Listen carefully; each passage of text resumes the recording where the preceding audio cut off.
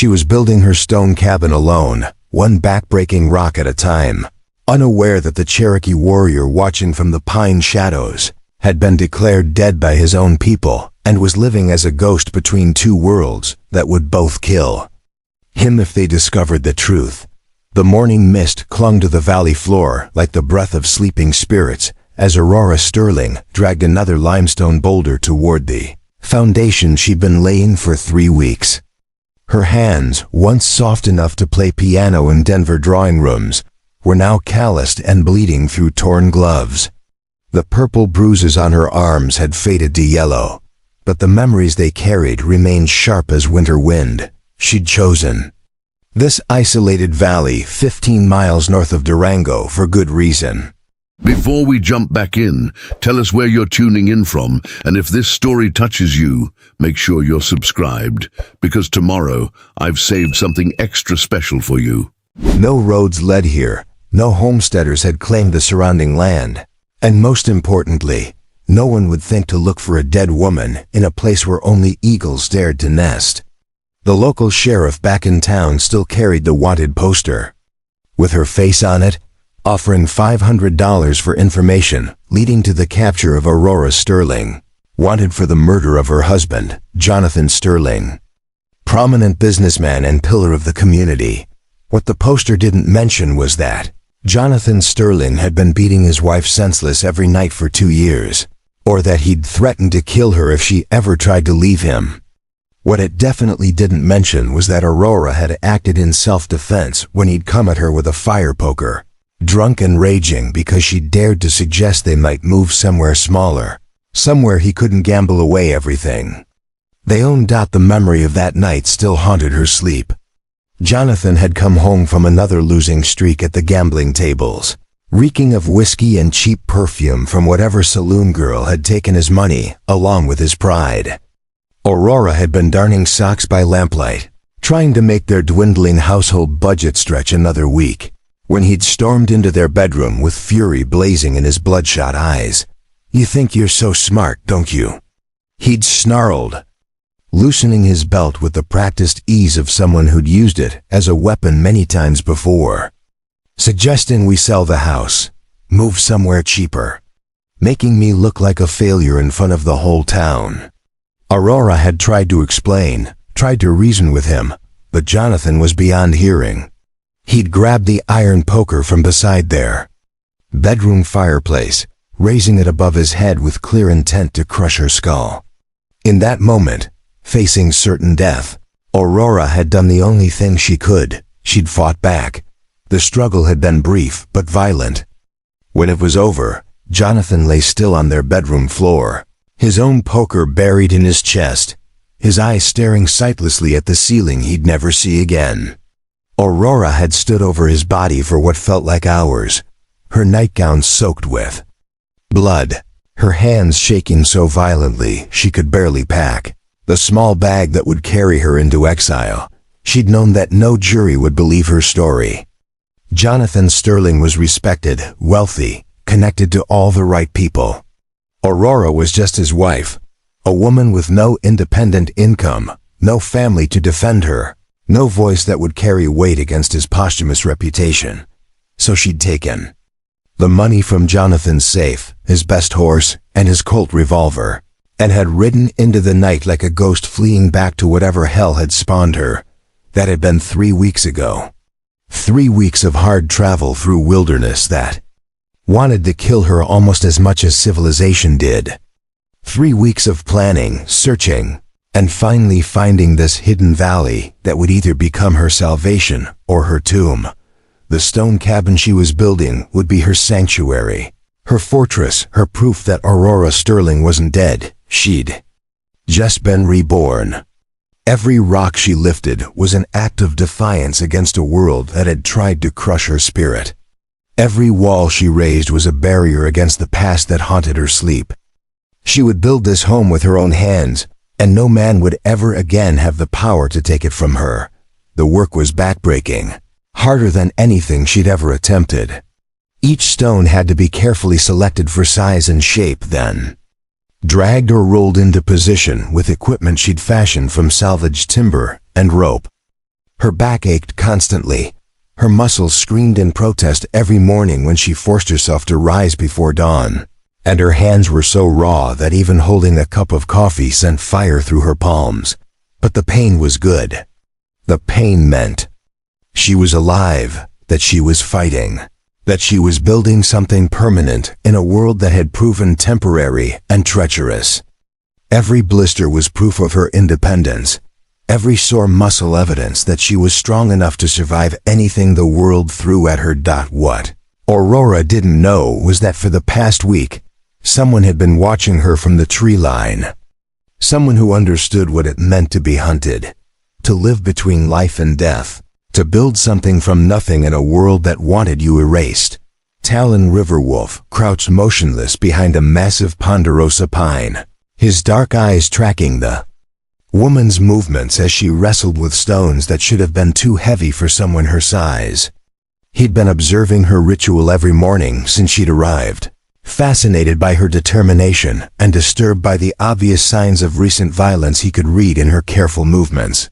The way she favored her left side, the protective way she held herself whenever she heard unexpected sounds from the forest. In Cherokee tradition, Talon had been taught to read stories in everything. The way animals moved through forest, the patterns clouds made across sky, the subtle signs that revealed truth beneath surface appearances. The woman building the stone cabin was carrying secrets as heavy as the rock she lifted, and those secrets had left marks on more than just her hands. Talon had his own reasons for hiding in these mountains. According to Cherokee tribal law, he was dead killed in honorable combat defending his sister's honor against a white traitor who'd tried to force himself on her. But Talon hadn't died in that fight. He'd killed the traitor instead, and in doing so, had signed his own death warrant. The tribal council couldn't openly celebrate the death of a white man, not when tensions with the territorial government were already at a breaking point.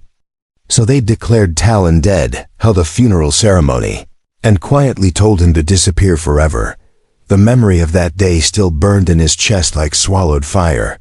Marcus Henley had been a fur trader with connections to the territorial legislature, a man who used his political influence to cheat Cherokee families out of fair prices for their pelts and hides. When Henley had cornered Talon's sister Ayana behind the trading post and tried to force himself on her, demanding payment for what he claimed were debts her family owed, Talon had intervened with the fury of a man defending everything sacred in his world. The fight had been brutal but decisive. Henley had drawn a knife, confident that his size and experience would overwhelm a savage half his age. He'd been wrong. Talon had learned to fight from Cherokee warriors who'd survived removal, relocation, and decades of conflict with white settlers. When the struggle ended, Henley lay dead with his own blade buried between his ribs, his blood soaking into earth that would soon be forbidden to Cherokee feet. Within hours, territorial authorities were demanding justice for the murder of a respected businessman. The Cherokee Council, already walking a razor's edge between survival and annihilation, couldn't afford to protect Talon openly. So they'd made him officially dead, held a ceremony, buried an empty grave, and told him he could never return to Cherokee lands as long as he drew breath. That had been 8 months ago. Since then, he'd been living like a ghost, moving between Cherokee territory and white settlements, belonging to neither world, welcome in both only as long as his true identity remained hidden. He hunted game that he traded to isolated homesteaders for supplies, careful never to stay in one place long enough to draw attention. He'd been planning to move on from this valley too, until the woman arrived. Something about her fierce independence, her refusal to be broken by whatever had driven her to this desolate place, reminded him of his sister Ayana. More than that, it reminded him of himself, another soul trying to build a new life from the rubble of an old one that had been destroyed by violence. Every morning for a week, he'd watched her rise before dawn, eat a meager breakfast of hardtack and coffee, then begin the grueling work of stone selection and placement.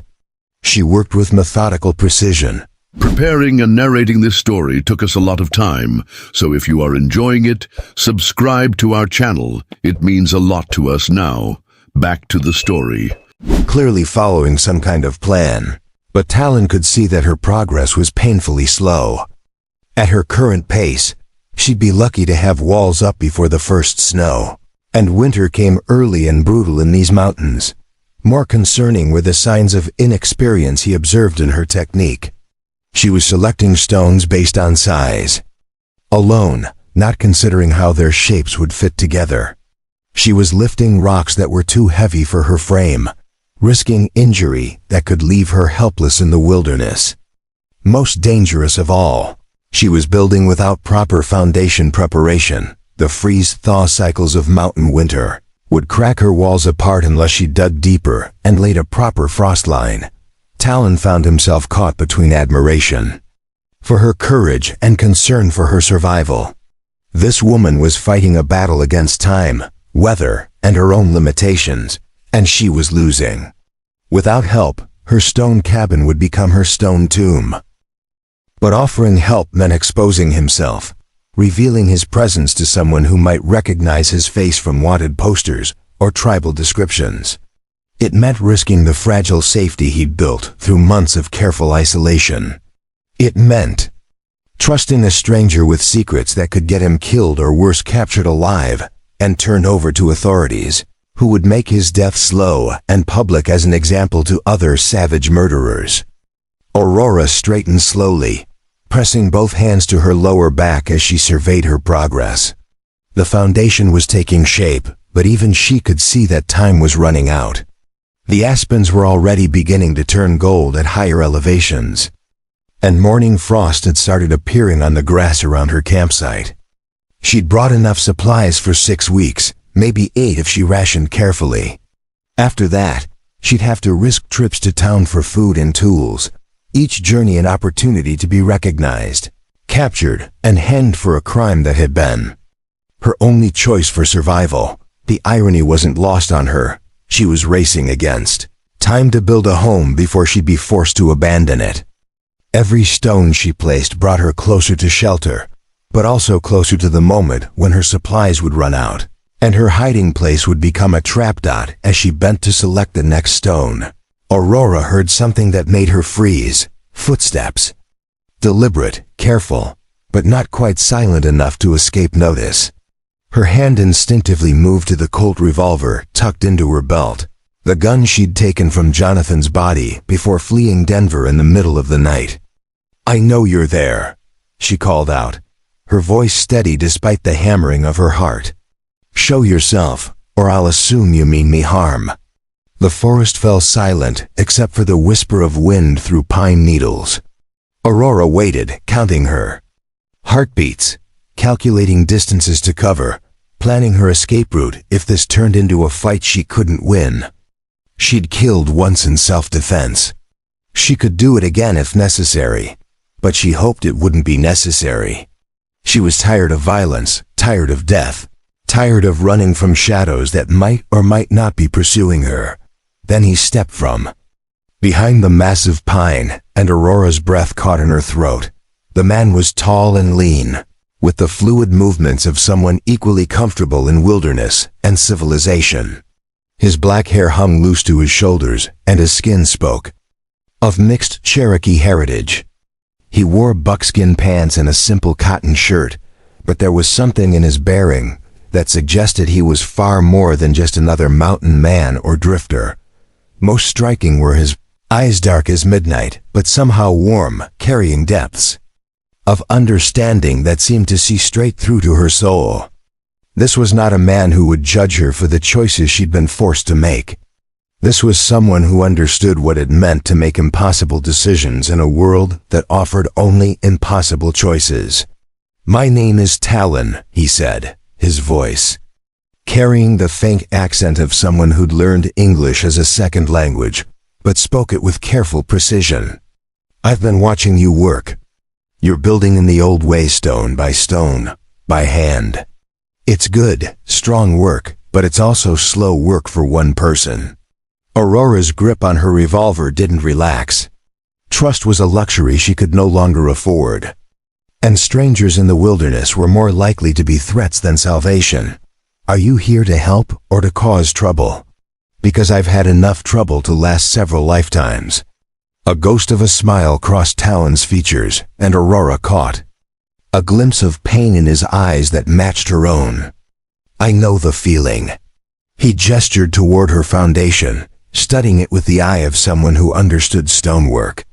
You're planning to winter here? That's the idea. Aurora's voice carried more confidence than she felt.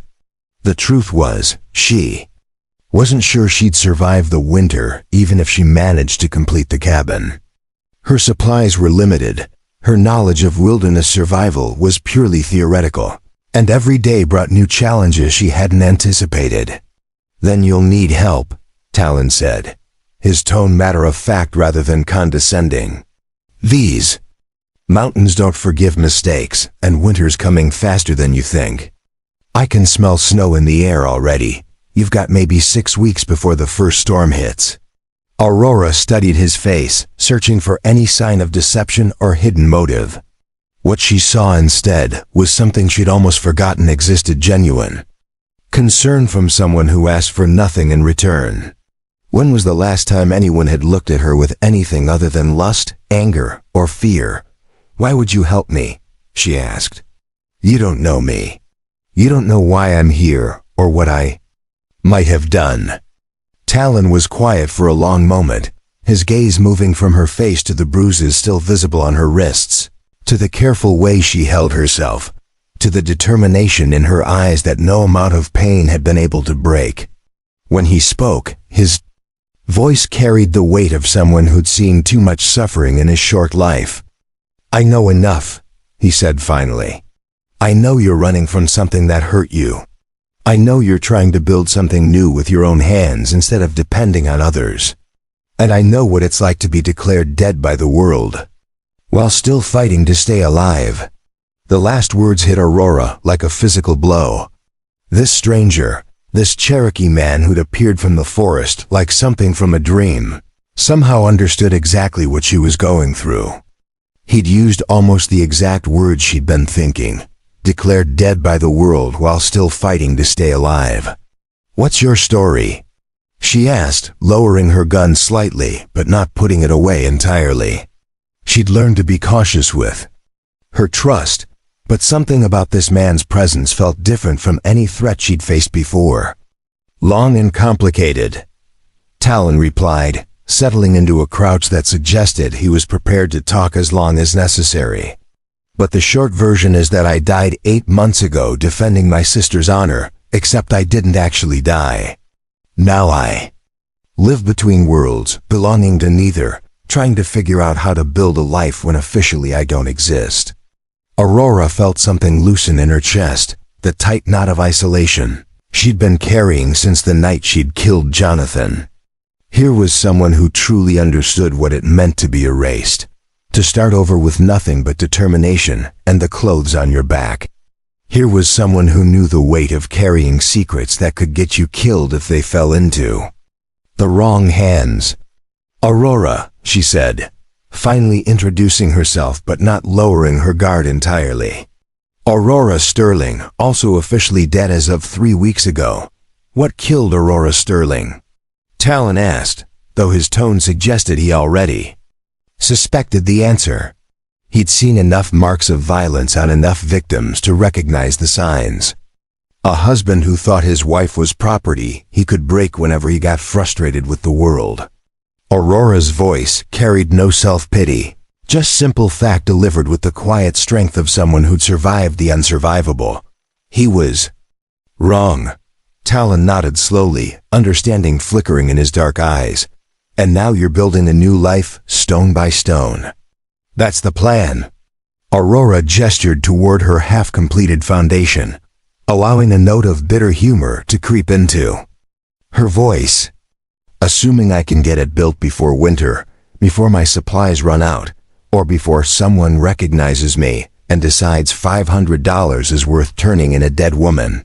$500 is a lot of money, Talon observed, but there was no greed in his voice. just acknowledgement of the danger she faced. Aurora's hand tightened on her gun again. But Talon held up both hands in a peaceful gesture, showing calloused palms that spoke of honest work and hard living.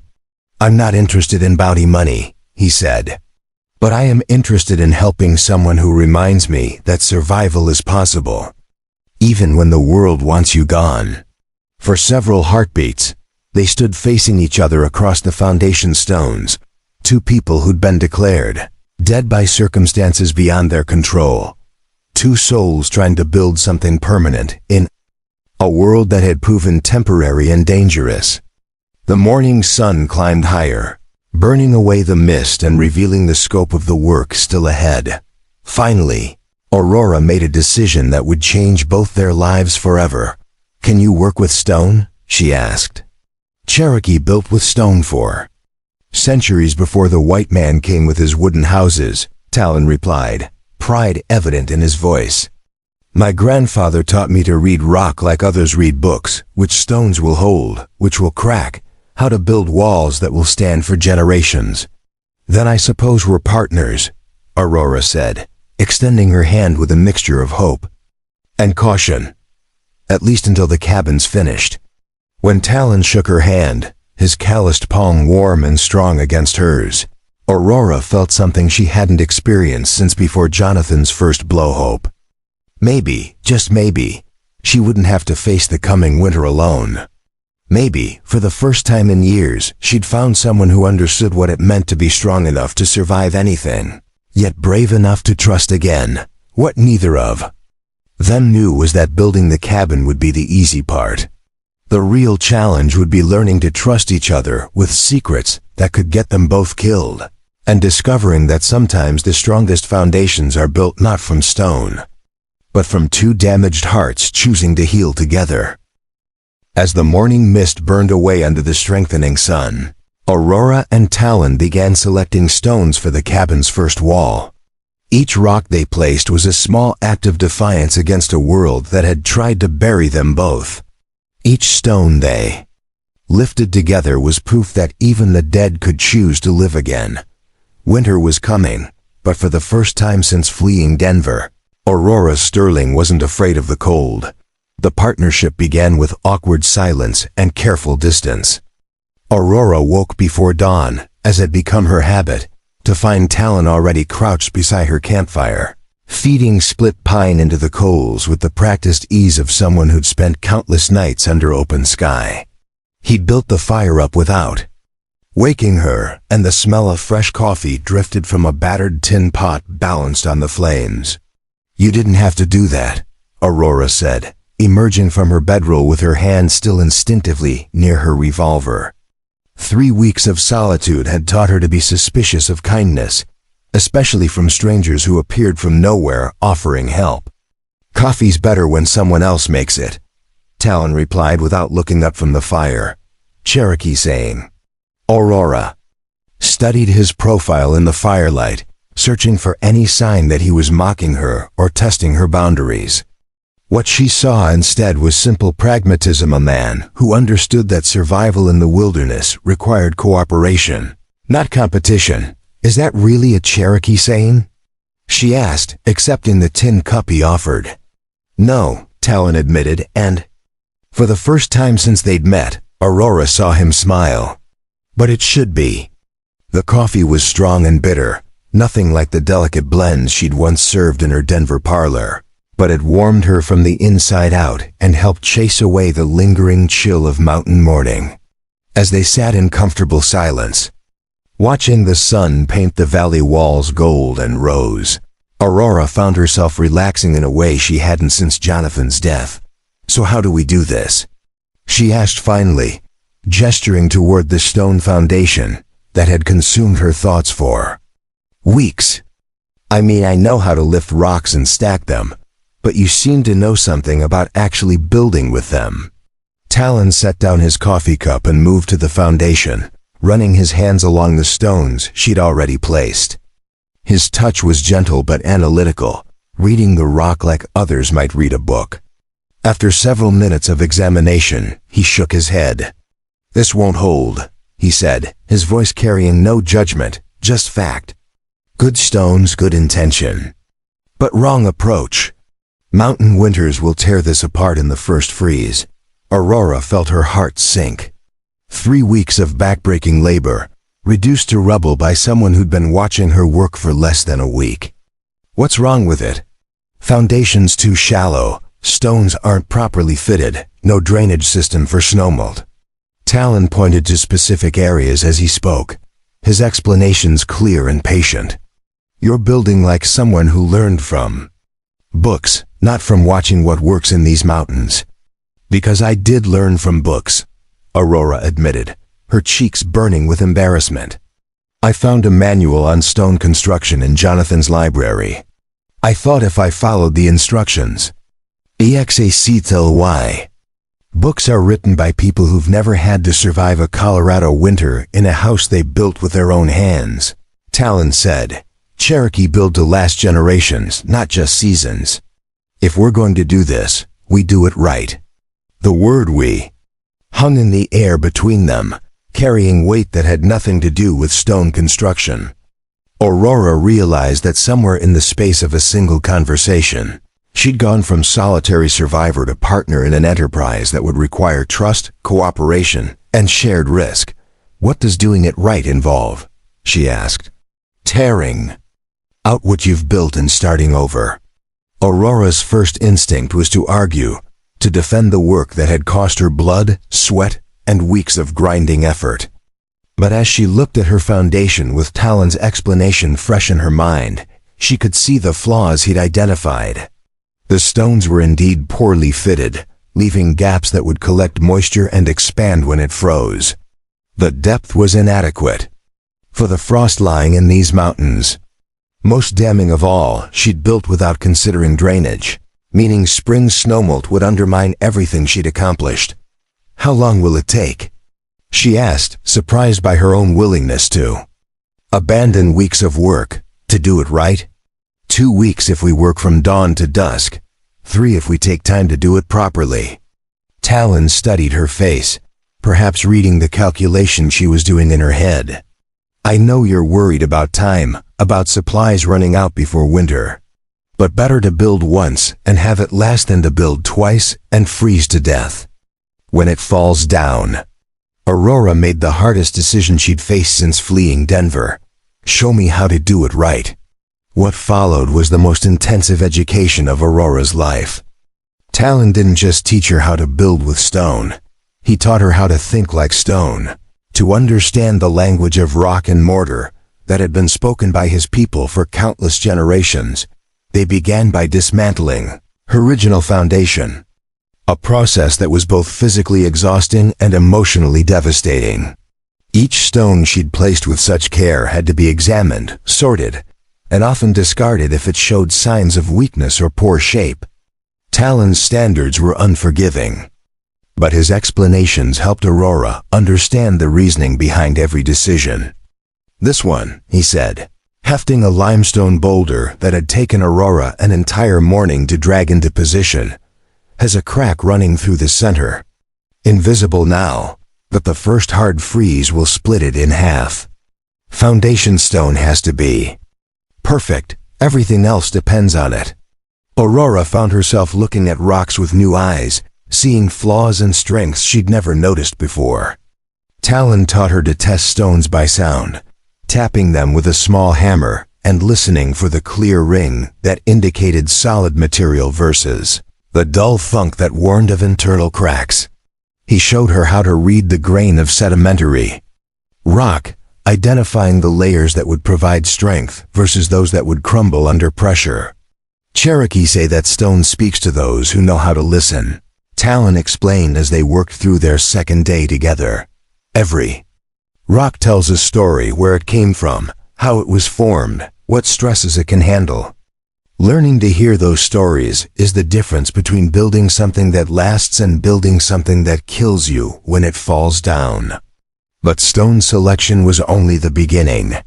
Talon insisted they dig the foundation deeper than Aurora had originally planned, going down 3 feet to reach stable soil that wouldn't shift with freeze-thaw cycles. The work was brutal. Mountain soil was rocky and root-bound, requiring picks and shovels and countless hours of backbreaking labor. Why so deep? Aurora gasped during a break on their third day, her hands bleeding despite the leather gloves Talon had somehow produced from his minimal belongings. Because in Cherokee territory, we had winters that would freeze the ground solid for 4 months straight, Talon replied, attacking the stubborn soil with steady rhythm. If your foundation isn't below the frost line, the expanding earth will. Heave your walls apart like they were made of children's blocks. Aurora wiped sweat from her forehead, leaving a streak of dirt across her skin. How do you know the frost line for these particular mountains? Same way I know which plants are safe to eat and which streams run clean, by paying attention to what the land tells you. Talon gestured toward the surrounding forest. See how the aspen roots don't go deep here? See how the pine trees grow wide instead of tall. The land shows you its limits if you know how to read the signs. As they worked, Aurora found herself learning far more than construction techniques. Talon possessed a depth of knowledge about wilderness survival that made her realize how ignorant she'd been about the environment she'd chosen for her refuge. He showed her which plants could be eaten in emergency, how to read weather patterns. In cloud formations, where to find water when obvious sources ran dry. You came here planning to hide, he observed one evening as they shared a simple meal of rabbit stew and wild onions. But you didn't plan to live. Aurora considered his words as she chewed the surprisingly flavorful stew. Talon was right. Her focus had been entirely on escape, on putting distance between herself and the life that had nearly destroyed her. She hadn't thought much beyond basic survival, certainly not about building a sustainable existence in the wilderness. I didn't think I'd live long enough for it to matter, she admitted. Every day I expected bounty hunters to ride into the valley, or winter to kill me, or my supplies to run out and force me back to civilization where someone would recognize me. And now? Aurora looked around their campsite, taking in the neat pile of sorted stones, the properly excavated foundation, the small improvements Talon had made to her shelter and equipment. Now I'm starting to think maybe I can actually do this. Build. Something that lasts, I mean. Good, Talon said simply. Because stonework requires faith in the future. No one builds something meant to last generations unless they believe they'll be around to see it age. It was during their 5th day working together that Aurora learned the full scope of the danger Talon carried with him. They were fitting stones for the foundation's corner posts, a delicate process that required precise measurements and careful placement. When the sound of approaching horses echoed up the valley, Aurora's blood turned to ice. Horses meant riders, and riders meant either bounty hunters looking for her or territorial authorities looking for Talon. Either way, discovery meant death for one or both of them. How many? Talon asked, his voice calm despite the tension that had suddenly filled the air. Aurora listened carefully to the rhythm of hoofbeats on rocky ground. 3 horses, maybe 4. Still a mile down the valley, but coming this way. Without discussion, they both moved to cover their worksite. Aurora scattered loose stones to disguise the foundation excavation, while Talon kicked dirt over their campfire and gathered their tools. Within minutes, the valley looked uninhabited except for the natural scatter of rocks and the cold ashes of what might have been a lightning-struck tree. They retreated to a defensive position among the pine trees, where Talon produced a rifle Aurora hadn't known he was carrying. The weapon was old but well-maintained, its stock carved with symbols she didn't recognize, but suspected were Cherokee. Military patrol, Talon said after studying the approaching riders through gaps in the forest. Territorial militia, not regular army. Looking for something specific. Aurora's heart hammered against her ribs. How can you tell? Formation, equipment, the way they're reading the ground. These aren't men on routine patrol, they're tracking someone. As the riders drew closer, Aurora could make out their leader, a Tall man in a blue uniform with sergeant stripes, his face weathered by years of frontier service. He rode like someone accustomed to command, his eyes constantly scanning the landscape for signs of human passage. "Spread out," the sergeant called to his men. "Check every clearing, every shelter, every place someone might camp. We know he's in these mountains somewhere." Aurora glanced at Talon, whose jaw had tightened with recognition. "They're looking for you," she whispered. "Appears so." Talon's voice carried no surprise, just resignation. "Question is whether they have good enough information to find this valley." The patrol spent nearly an hour searching the area below Aurora's hidden campsite. She watched through the trees as they examined every rock formation, every game trail, every sign that human beings might have passed through the wilderness. Their leader was thorough and methodical, a man who understood that small details often revealed large secrets. Finally, after what felt like a lifetime, the patrol moved on toward the north end of the valley. Aurora and Talon remained motionless until the sound of hoofbeats faded completely into the distance. "They'll be back," Talon said, shouldering his rifle with practiced ease. "Maybe not today, maybe not tomorrow, but they'll keep searching until they find what they're looking for. Which is you, presumably. Dead or alive, though they'd prefer alive for the public execution." Talon's voice carried bitter knowledge. Killing a white man, even in defense of family, is considered an act of war by territorial authorities. They want to make an example that will discourage other savages from protecting their women. Aurora felt a surge of anger at the injustice, but also fear for what association with Talon might mean for her own safety. "Maybe you should move on," she said carefully. "Find somewhere more remote, where they won't think to look." Talon studied her face, reading emotions she hadn't realized she was displaying. "You want me to leave?" "I want you to be safe," Aurora corrected. "And I want to survive long enough to finish this cabin. If they're actively hunting you, staying here puts us both at risk." "True." Talon was quiet for a long moment, his dark eyes focused on the valley below where the patrol had searched for signs of their presence. "But leaving you alone puts you at different kind of risk. Winter's coming whether soldiers find me or not. And you'll freeze to death in a half-built cabin if you try to finish it alone." Aurora realized they'd reached a crucial decision point in their partnership. Continue working together and risk discovery by military patrols, or separate and face their individual dangers alone. Neither option offered safety, only different varieties of peril. "How much time do we need?" she asked. "To finish the cabin, I mean. To get it weatherproof and livable. 6 weeks minimum. 8 to do it properly." Talon gestured toward their excavated foundation. "Stonework can't be rushed, mortar needs time to cure. Walls need time to settle. Push too hard, and you end up with a pile of rocks instead of a house." Aurora did the math in her head. 6 to 8 weeks meant working into November, possibly December. It meant facing the first snows while still building.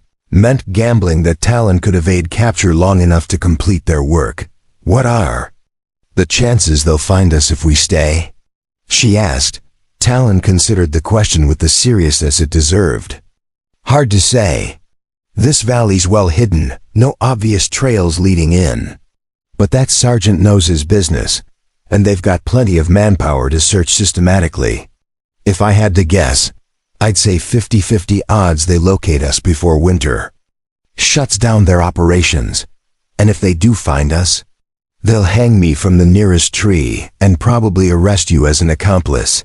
Consorting with fugitive Indians is a federal crime in this territory." Aurora absorbed this information, weighing it against the alternative of facing Colorado winter alone in an unfinished stone cabin.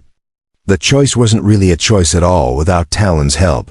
She would certainly die of cold or starvation before spring.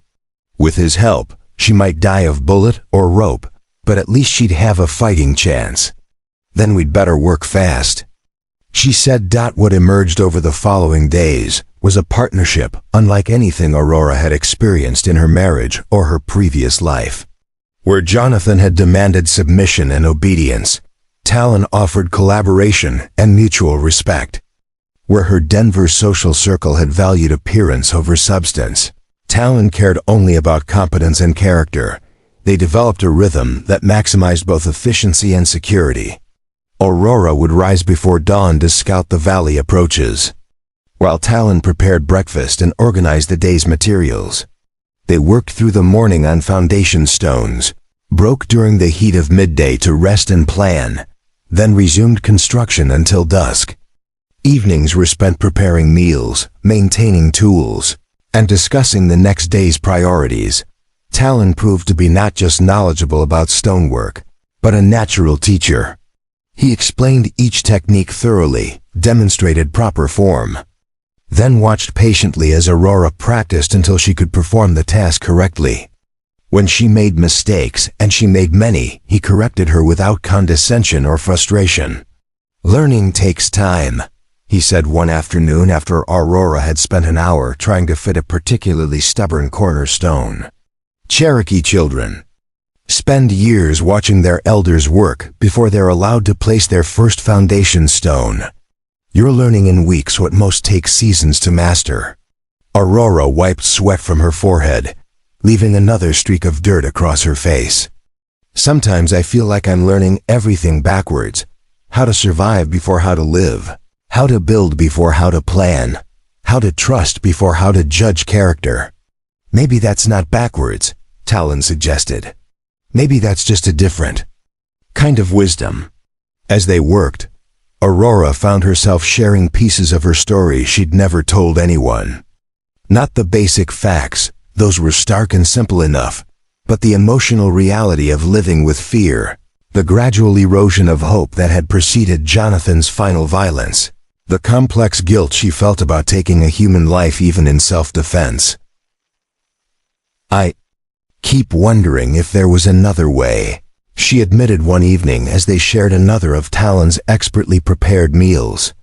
"If I could have reasoned with him, or left earlier, or found help somehow."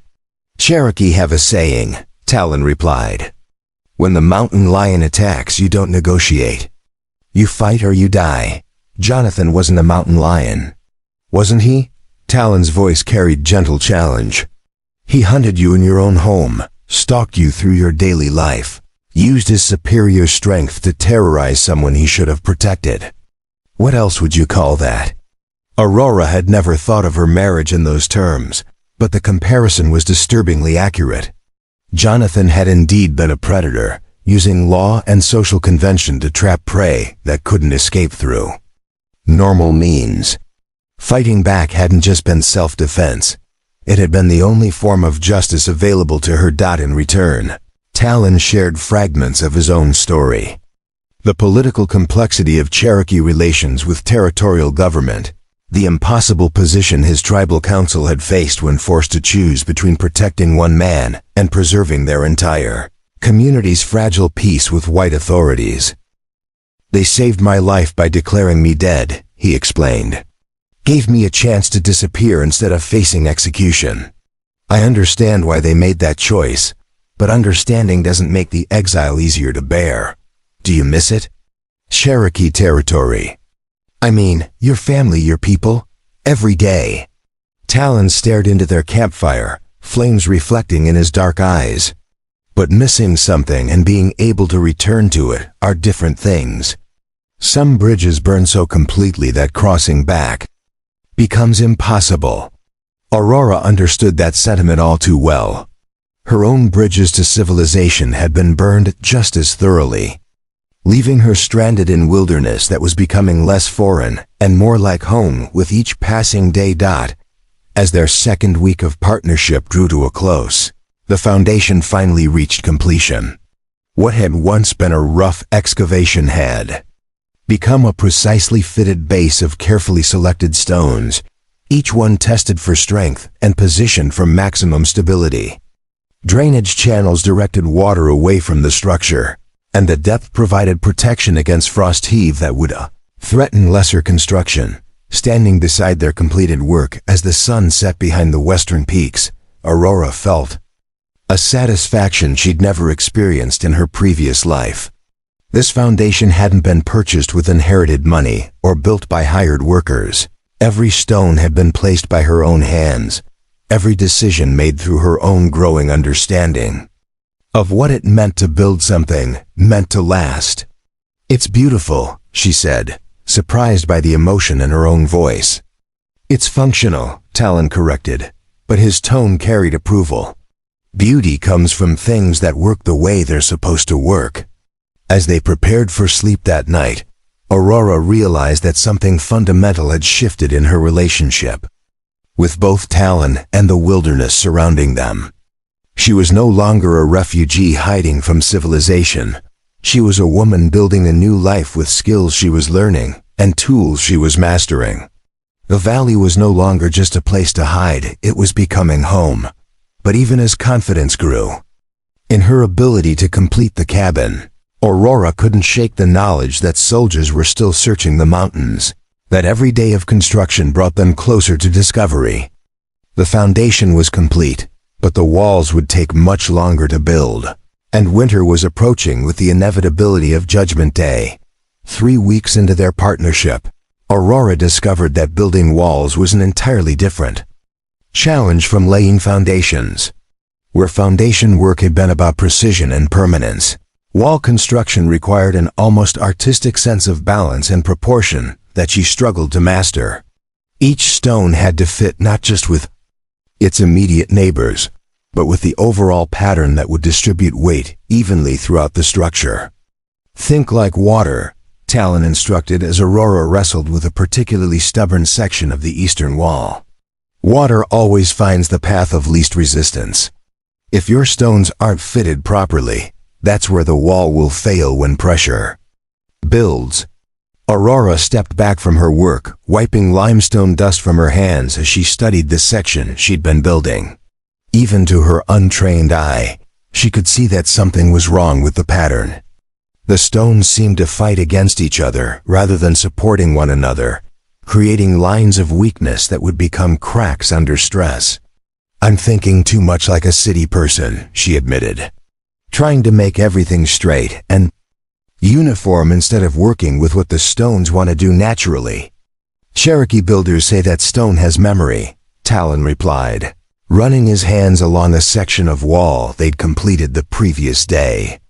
"It remembers how it was formed, what pressures shaped it, which way it naturally wants to rest. Fight against that memory and the stone will fight back. Work with it, and the stone becomes your partner."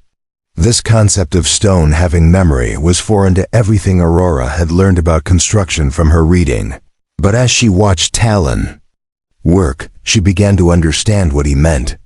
He would hold each stone for several moments before placing it, turning it in different orientations, listening to some internal voice that told him which position would provide maximum strength and stability. When Aurora tried to replicate his technique, she felt clumsy and uncertain. Her hands didn't seem to speak the same language as the limestone blocks, and she found herself forcing stones into positions that looked right, but felt wrong. "It takes time," Talon said, noticing her frustration. "Cherokee children grow up handling stone from the time they can walk. You're learning in weeks what most absorb over years." "We don't have years," Aurora replied, glancing toward the aspens that were now brilliant gold against the darker green of pine and spruce. "We barely have weeks before the first snow." It was a reality that weighed on both of them as they worked. The morning temperatures were dropping steadily, and frost had begun appearing regularly on the grass around their campsite. More concerning, the military patrols had intensified their searches, with riders appearing in the surrounding valleys almost daily. The interruption came on a gray October morning when low clouds hung over the valley like a wool blanket. Aurora was mixing mortar while Talon selected stones for the day's work when the sound of a single horse approached from the southern end of the valley. Unlike the military patrols they'd been avoiding, this was clearly a civilian rider. The Horse moved at an easy walk rather than the purposeful trot of soldiers on patrol. But civilian didn't necessarily mean safe, and Aurora felt her familiar spike of adrenaline as she reached for the revolver that had become as much a part of her daily outfit as her work gloves. "Stay calm," Talon murmured, though his own hand had moved to the knife at his belt. Might just be a lost traveler or a hunter who wandered too far from the main trails. The rider who emerged from the tree line was neither soldier nor hunter, but something potentially more dangerous, a well-dressed man in his 50s, wearing the kind of expensive coat and hat that marked him as someone with money and influence.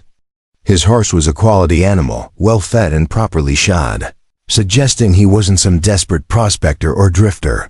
Most concerning of all, he rode directly toward their worksite with the confidence of someone who knew exactly where he was going.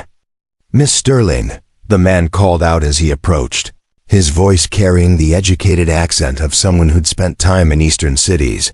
Or should I say, the late Mrs. Jonathan Sterling. Aurora's blood turned to ice. This stranger not only knew her real name, but was aware of her supposed death. That meant he was either a bounty hunter with access to detailed information about her case, or someone connected to Jonathan's business dealings who had reason to track down his widow. "I think you have me confused with someone else," Aurora replied, her hand resting casually on her gun butt. "My name is Rose Brennan, and this is my cousin Tom. We're homesteading this valley." The man smiled, but there was no warmth in the expression. "Please, Mrs. Sterling, let's not insult each other's intelligence. I've been tracking you for over a month, following a trail that led from Denver to Durango, to this very remote valley. You're a difficult woman to find, but not impossible." Talon had positioned himself slightly behind and to the left of the visitor. Aurora noticed close enough to intervene if the situation turned violent, but not so obviously threatening as to provoke an immediate confrontation. "What do you want?" Aurora asked, abandoning any pretense of false identity. "My name is Marcus Webb," the man replied, dismounting with the practiced ease of someone comfortable in the saddle. "I was your late husband's business partner in several mining ventures. More importantly, I was the co-signer on several loans that Jonathan took out using your Denver property as collateral." Aurora felt a new kind of dread settle in her stomach. Jonathan's gambling and business failures had been spiraling out of control in the months before his death, but she'd assumed that his debts had died with him. "Jonathan's dead," she said. "Whatever he owed you died with him." Actually, that's not quite true. Webb reached into his coat, moving slowly to avoid provoking a violent response, and withdrew a leather portfolio.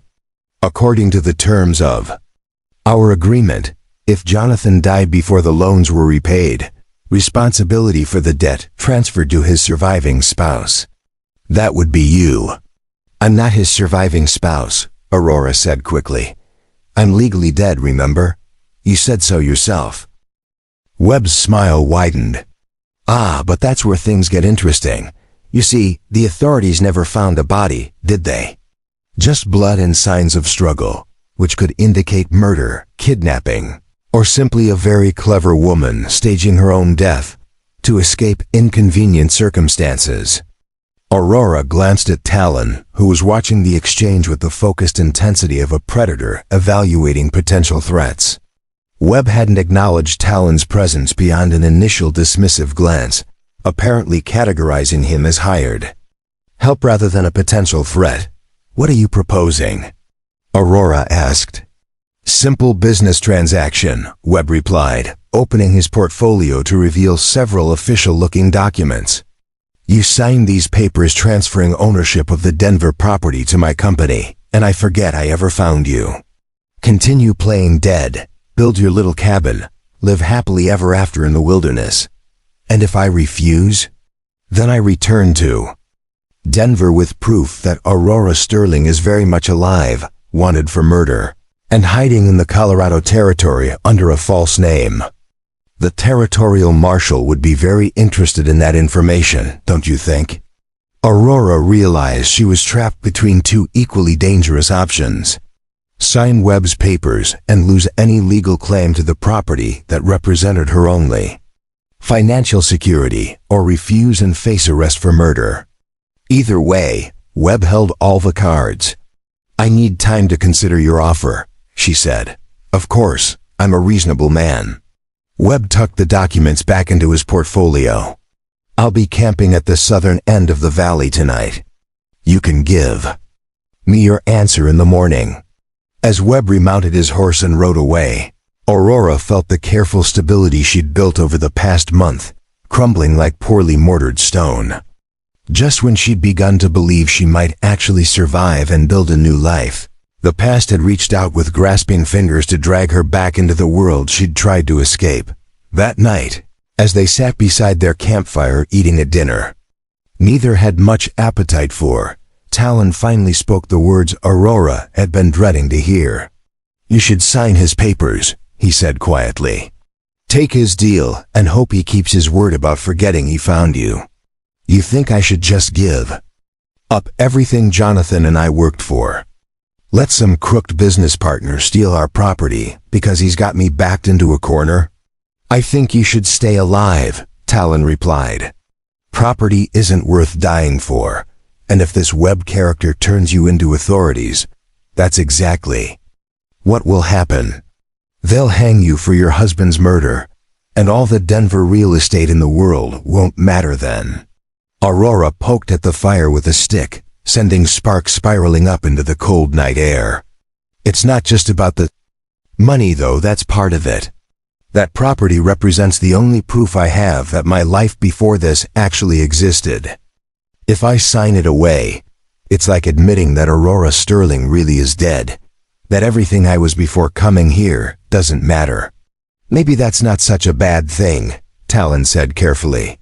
"Maybe Aurora Sterling was meant to stay buried, so someone new could be born." Aurora looked at him sharply. "Is that what you did? Buried Talon Riverwolf so completely that he might as well be dead?" Talon was quiet for a long moment, staring into the flames with an expression Aurora had learned to recognize as internal struggle. When he finally spoke, his voice carried pain that seemed to echo from deep places in his soul. "There's something I haven't told you about why I'm really here," he said. "Something that changes everything about the choice you're facing." Aurora felt her stomach tighten. Over the past month, she'd come to trust Talon more completely than she'd ever trusted anyone, including Jonathan. The thought that he'd been hiding crucial information from her felt like betrayal. What kind of something? The kind that means Marcus Webb isn't the only person looking for you, and signing his papers won't make you safe. Talon met her eyes. Across the fire. 3 days ago, when I went hunting in the eastern valleys, I saw another group of riders. Not military this time, civilian clothes, expensive horses, the kind of men who get paid well for dangerous work. Bounty hunters. Professional. Trackers, probably hired by someone with serious money to spend. They were asking questions in the trading posts, showing a photograph, offering rewards for information about a woman matching your description. Aurora felt the world tilt sideways. How much of a reward? $5,000. The number hit Aurora like a physical blow. $5,000 was 10 times the official bounty on her head, the kind of money that would motivate every drifter, prospector, and desperate man in the territory to join the hunt for her location. Who has that kind of money to spend on? "Finding me?" she asked, though she was beginning to suspect the answer. "Someone who believes you're worth more alive than dead," Talon replied. "Someone who thinks you have something valuable enough to justify that kind of expenditure." Aurora's mind raced through the possibilities. Jonathan had been involved in numerous business ventures, some of them questionable, others potentially illegal. If he'd been hiding assets or involved in schemes she didn't know about, his death might have left loose ends that only his widow could resolve. "There's more," Talon continued reluctantly. "The men asking questions weren't just looking for you. They were asking about anyone you might be traveling with, anyone who might be helping you. They specifically mentioned the possibility that you'd found Indian assistance in evading capture. The implication was clear. Talon's association with Aurora had made him a target as well. By helping her build the cabin, by staying in the valley instead of moving on as prudence dictated, he'd put himself in danger that went beyond the military manhunt already pursuing him. "You should leave," Aurora said immediately. "Tonight, before Webb returns, before those bounty hunters track us to this valley. I got you into this mess, but you don't have to stay and get killed because of my problems. Is that what you want? For me to leave?"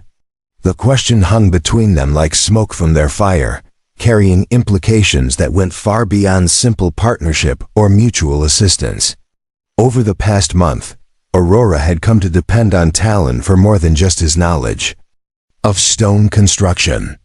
He'd become her anchor to sanity, her proof that trust and respect were still possible between two people, her growing hope that she might not have to face the future alone. "No," she admitted. "But I want you to be safe more than I want you to." "Stay," Talon smiled, the first genuine smile she'd seen from him since Webb's unwelcome visit. Cherokee have another saying: when you find something worth protecting, you don't walk away just because protection is dangerous. I'm not Cherokee property that needs protecting. "No," Talon agreed. "You're a partner who's become something. More than a partner, working on a project that's become more than just building shelter." The words hung in the night air, carrying weight that had nothing to do with construction timelines or winter preparations. Aurora realized that somewhere in the process of building a cabin, she and Talon had begun building something else, a relationship based on mutual respect, shared struggle, and growing affection that neither of them had expected when they'd shaken hands over a pile of foundation stones. What emerged from their late-night conversation was a plan born of desperation, but tempered by the practical knowledge both had gained through months of living as fugitives. Webb's presence in the valley wasn't just a threat, it was also an opportunity. As a civilian with obvious wealth and connections, he would be exactly the kind of person bounty hunters would approach for information about Aurora's whereabouts. If he could be convinced to provide false information about her location, it might buy them the time needed to complete the cabin and prepare for winter. "You think he'll lie to professional trackers for the sake of a business deal?" Aurora asked. "I think he'll do whatever serves his financial interests," Talon replied. "Right now, those interests are served by keeping you alive and hidden long enough to sign his papers. If bounty hunters find you first, he gets nothing."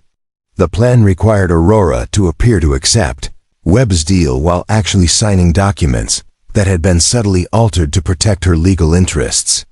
It also required Talon to reveal skills he'd acquired during his months of living between worlds, specifically his ability to forge official documents convincingly enough to fool casual inspection. "You can do that?" Aurora asked when Talon explained this aspect of their strategy. "Survival as a legally dead man requires certain practical skills," Talon replied with grim humor. "Forging travel documents, altering ownership papers, creating false identities, you learn what you need to learn when the alternative is capture and execution." Aurora felt a new appreciation for the complexity of Talon's situation. She'd been thinking of him as a fellow refugee, but he was actually something more sophisticated, a man who'd learned to navigate multiple worlds, while belonging fully to none of them. As they worked through the details of their plan, Aurora realized that success would require her to trust Talon completely, with both her legal future and her physical safety. If his forged documents were detected, if Webb proved more clever than they anticipated, if the bounty hunters arrived before their deception could be completed, both of them would face consequences worse than simple capture. "Are you sure you want to risk this?" she asked as they prepared to sleep. "You could still leave tonight, disappear into the mountains. Let me handle Webb alone." "We're partners," Talon replied simply. "Partners don't abandon each other when Things get dangerous. Aurora lay awake long after Talon's breathing had settled into the rhythm of sleep, staring up at stars that seemed impossibly bright in the thin mountain air. Tomorrow would bring Webb's return and the most dangerous gamble of her life. A gamble that could either secure her freedom or destroy the only safety she'd found since fleeing Denver. But as she listened to the familiar sounds of their campsite, the whisper of wind through pine needles, the distant call of an owl, the quiet breathing of the man who'd become her anchor in a world of constant threat, Aurora realized that she was no longer the terrified woman who'd fled into the wilderness. 3 months ago, she'd learned to work with stone, to read weather patterns, to trust her instincts about danger and opportunity. Most importantly, she'd learned that survival was possible even when the world seemed determined to destroy you, as long as you had someone willing to stand beside you when the storms came. Tomorrow, she would face Marcus Webb with documents designed to fool him. Backed by a Cherokee warrior who'd chosen to risk everything to help her win a battle against forces that wanted to drag her back into a past that had nearly killed her. The walls of their cabin were rising stone by stone, but so was something else, a partnership that had become an alliance that was becoming something deeper and more lasting than either had expected. When they'd first shaken hands over a pile of foundation rocks, winter was coming. But Aurora Sterling was no longer afraid of the cold. Dawn came gray and cold, with frost thick enough to crunch underfoot and breath that steamed like smoke in the thin mountain air. Aurora woke to find Talon already at work, hunched over Webb's documents by the light of their carefully banked fire. His movements were precise and methodical, as he made minute alterations to the legal papers, with tools she hadn't known he possessed: a set of fine brushes, bottles of different colored inks, and a small vial of what looked like acid for aging. Paper, where did you learn to do that? Aurora asked, settling beside him to watch his work. Necessity, Talon replied without looking up from the contract he was modifying. When you're legally dead but still need to travel, buy supplies, and conduct business, you learn to create the documents that make those things possible. Aurora watched in fascination as Talon carefully altered key phrases in Webb's contract. Where the original document transferred full ownership of her Denver property to Webb's company, the modified version granted only temporary management rights that would revert to Aurora after 1 year. Where Webb's contract absolved him of any responsibility for her debts, Talon's version made him liable for any fraudulent claims against the property. Will he notice the changes? Aurora asked. Not unless he reads very carefully, which men like. Webb rarely do once they think they've won. Talon held up the modified document to check his work in the firelight. He'll see his name where he expects it, the signatures where they belong, and the general language of property transfer. The details that actually matter will be hidden in legal terminology he won't bother to examine closely. The transformation was remarkable. To Aurora's untrained eye, the altered document looked identical to the original, but Talon's subtle changes had fundamentally shifted the balance of power in her favor. Instead of signing away her future, she would be entering into agreement that actually protected her interests while appearing to give Webb what he wanted. What if he has lawyers review it later? Aurora asked. Then he'll discover he's been outmaneuvered by a legally dead Cherokee warrior and a murdered woman, building a stone cabin in the wilderness. Talon smiled grimly. By that time, we'll be long gone or well prepared to defend ourselves. As the sun climbed higher, burning away the frost and warming the valley floor, Aurora felt her nervousness crystallize into focused determination. She'd spent the night rehearsing her performance, preparing to play the role of a desperate woman accepting defeat in order to save her life. The key was to appear resigned without seeming too eager, grateful without arousing suspicion. Remember, Talon said as they prepared for Webb's return, men like him expect women to be emotional and irrational under pressure. Use that expectation against him. Let him think he's dealing with someone too frightened to think clearly about what she's signing. Aurora nodded, then paused as a thought occurred to her. What happens to you if this goes wrong? I mean, if Webb realizes what we've done and brings authorities here. Same thing that happens if it goes right, Talon replied matter-of-factly.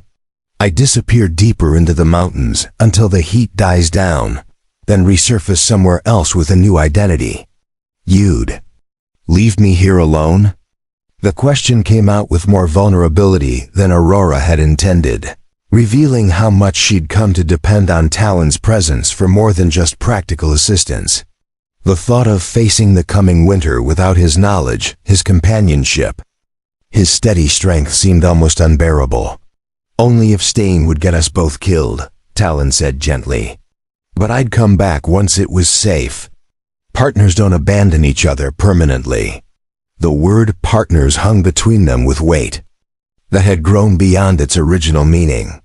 Aurora realized that somewhere in the process of building a cabin together, they'd built something else as well, a bond that transcended simple cooperation or mutual benefit.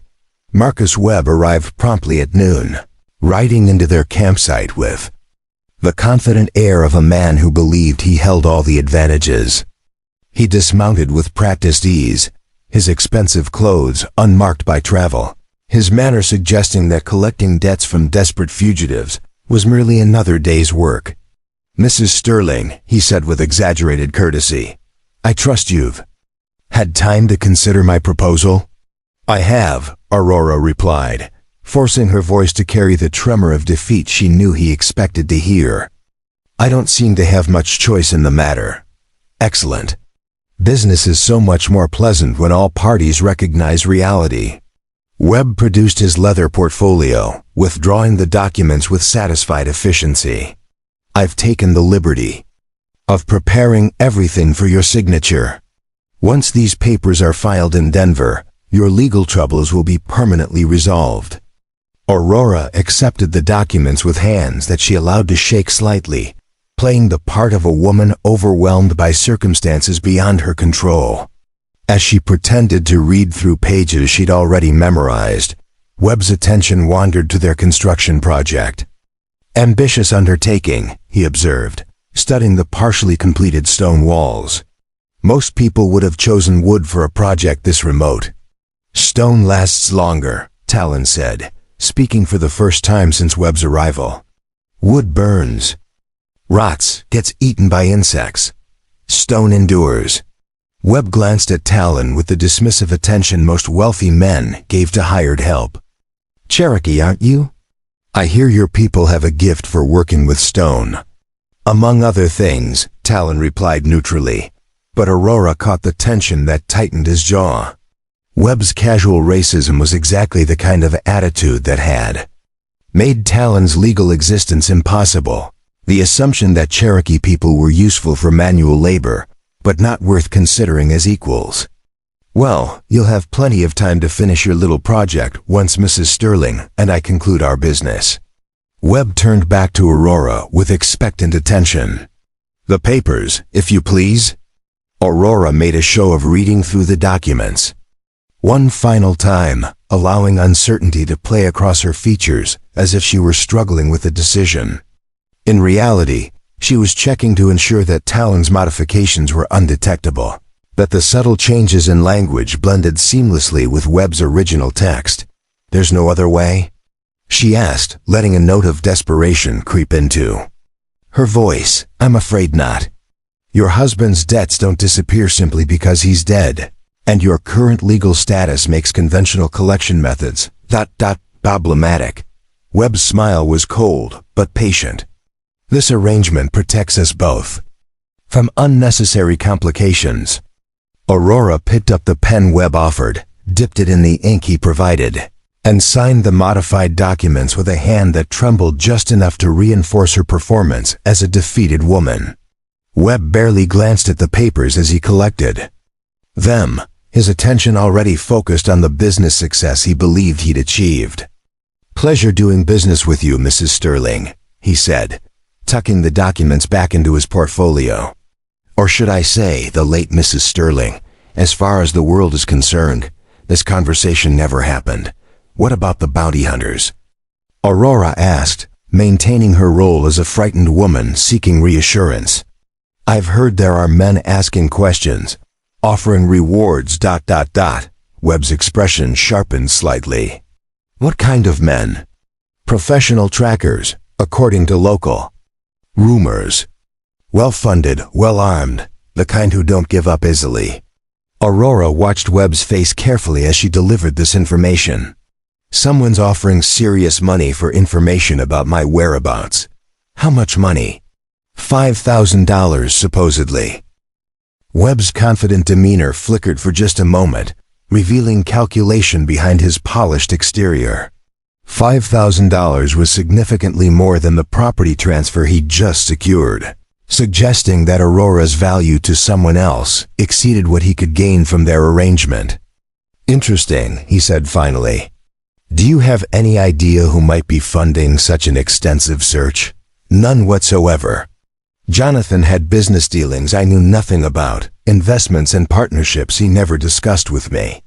Aurora allowed genuine confusion to color her voice. For all I know, he owed money to people far more dangerous than legitimate creditors. Webb nodded slowly, his mind clearly working through implications that had shifted the balance of risk and opportunity. In their situation, if professional bounty hunters were indeed searching for Aurora with that level of funding, her continued freedom served his interests only as long as she remained hidden. In that case, he said carefully, it would be wise for you to maintain your current invisibility for the foreseeable future. I'll make sure to discourage any inquiries about your possible whereabouts. And if they ask directly, if they offer you money for information, then I'll tell them the truth that Aurora Sterling is dead, and any woman resembling her is merely an unfortunate coincidence.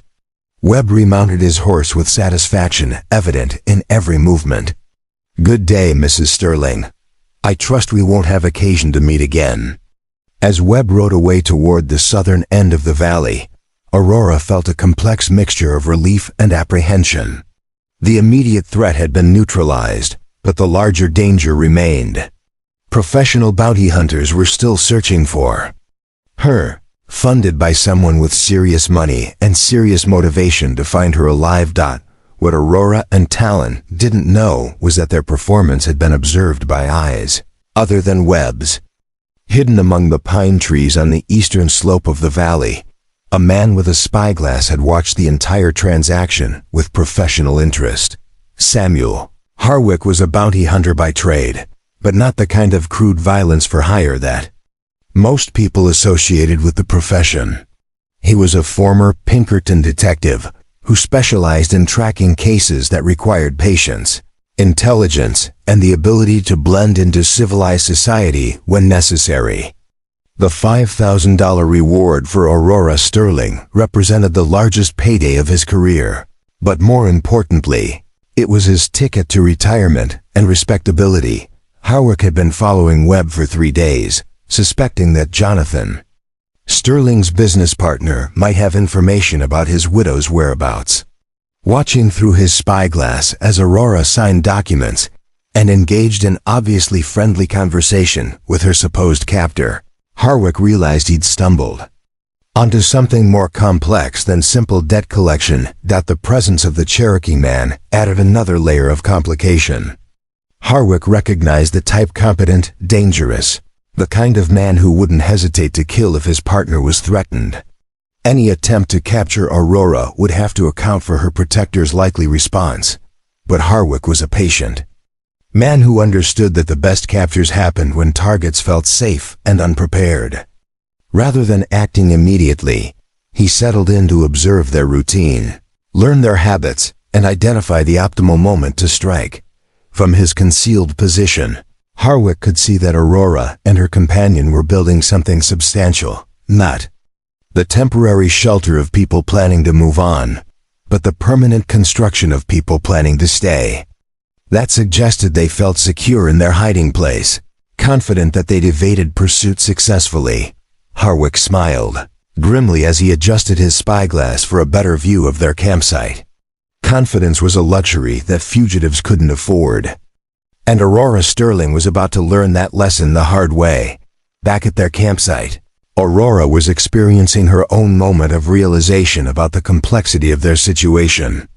As she and Talon resumed work on the cabin walls, her mind kept returning to Webb's reaction when she'd mentioned the bounty hunters.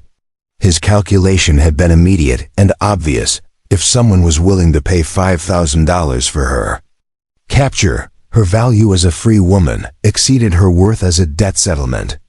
"He's going to try to collect that bounty himself," she said suddenly, stopping mid-motion with a stone halfway to the wall. Talon looked up from the mortar he was mixing. "Webb, he's not going to leave the valley. He's going to wait and watch. Try to figure out how to claim the reward money without violating our agreement." Aurora set down the stone and wiped her hands on her work apron. I saw it in his eyes when I mentioned the $5,000. He went from satisfied to calculating in about 2 seconds. That would explain why he was so willing to discourage other bounty hunters, Talon agreed. Keep the competition away while he figures out how to capture the prize himself. Aurora felt the careful stability of their situation beginning to crumble again. Just when they'd thought they'd neutralized Webb's threat, he'd become an even more dangerous enemy, one who knew exactly where to find them, and had legal documents that could be used to justify turning her over to authorities. "What do we do?" she asked. Talon was quiet for a long moment, his dark eyes focused on the valley around them with the intensity of someone reading danger signs invisible to others. When he spoke, his voice carried the calm certainty of a man who'd survived by making hard decisions quickly and correctly. "We finish the cabin," he said. "Fast as we can, winter ready or not. Then we disappear until the heat dies down." "Disappear where?" "Cherokee territory. Not the reservation, the old lands, the places my people knew before removal. Sacred sites that most white men avoid, valleys where the spirits are said to walk." Talon's voice carried reverence and pain in equal measure. "It means giving up everything we've built here, but it also means staying alive." Aurora looked around their campsite, taking in the partially completed stone walls that represented weeks of backbreaking, labor, and the first real home she'd built with her own hands. The thought of abandoning it all felt like another kind of death, another erasure of the woman she was trying to become. How long would we have to stay away? Until Webb gives up and moves on to easier targets, until the bounty hunters find other prey, until the military decides I'm not worth the resources they're spending to hunt me. Talon shrugged. Could be months, could be years. Aurora absorbed this information while continuing to work on the wall, her hands moving automatically through motions that had become second nature over the past month. Each stone she placed might be among the last she would ever set in this valley. Each day of construction, potentially the final step in a project that would remain forever unfinished. But as she worked, Aurora realized that something fundamental had changed in how she thought about the cabin and her future. The stones and mortar were important, but they weren't the only thing she'd been building during her time in the valley. She'd also been constructing a new sense of herself, a woman capable of surviving anything, of learning skills she'd never imagined needing, of trusting someone completely despite every reason to remain guarded.